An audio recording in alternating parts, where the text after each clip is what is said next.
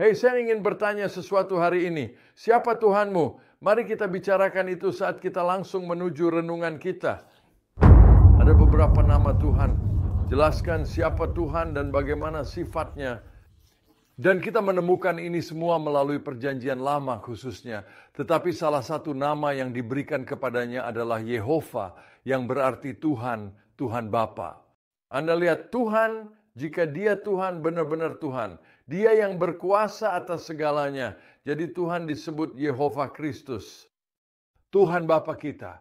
Dan Anda menemukan nama pertama yang diberikan kepada Tuhan adalah Elohim dalam Kejadian, tetapi nama kedua adalah nama Yehova, Tuhan Bapa kita. Tuhan adalah Tuhan yang merupakan pencipta, tetapi dia juga adalah Tuhan. Karena dia adalah pencipta, karena dia suci, dia adalah Tuhan. Dia adalah orang yang sangat mengendalikan segalanya. Dan dia memang ingin mengendalikan hidup kita. Saya tidak akan pernah lupa pergi ke Afrika. Dan salah satu kali pertama saya berada di benua itu. Wild Shepherd di Afrika Selatan, di kota Cape Town. Dan saya akan keluar setiap malam setelah saya berkhotbah. Dan saya dekat dengan laut. Dan saya akan pergi ke laut. Dan ada sekelompok batu yang bisa Anda berjalan di atasnya. Dan ombak akan datang dan menghantam batu-batu itu.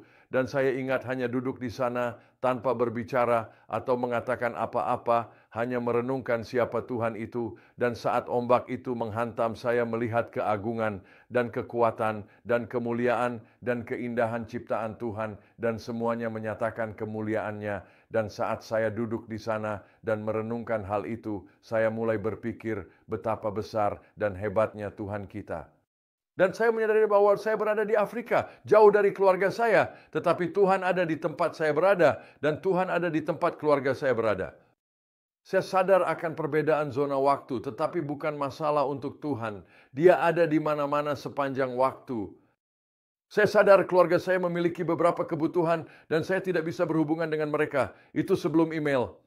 Dan saya ingat berpikir, Anda tahu apa yang terjadi dengan mereka. Dan saya tahu ini, bahwa dia tahu apa yang mereka alami. Tuhan ada di mana-mana, tahu segalanya. Saya sadar satu hal lagi, dia memiliki semua kekuatan untuk melakukan apapun. Saya bisa berdoa dan berbicara kepada Tuhan ada di mana-mana sepanjang waktu, mengetahui segala sesuatu dan memiliki semua kekuatan. Dan saya bisa berdoa untuk keluarga saya, lihat apa yang ini lakukan pada keluarga saya, mengenal Tuhan, sebagai pencipta, sebagai yang mengendalikan segala sesuatu. Saya bisa berbicara dengannya dan dia akan melakukan hal-hal besar dan perkasa. Tidak, saya ingin memberitahu Anda, itulah mengapa doa sangat penting, karena itu menghubungkan kita dengan Tuhan, Yehova Tuhan, Tuhan kita, Tuhan penciptaan yang kudus, yang berada dalam kategori tersendiri. Dan ketika kita mulai berbicara dengannya, kita berbicara dengan seseorang yang ada di mana-mana sepanjang waktu, mengetahui segala hal dan memiliki semua kekuatan. Jadi berdoalah dan berbicaralah kepada Tuhan Yehuwa dan lihatlah apa yang akan dia lakukan.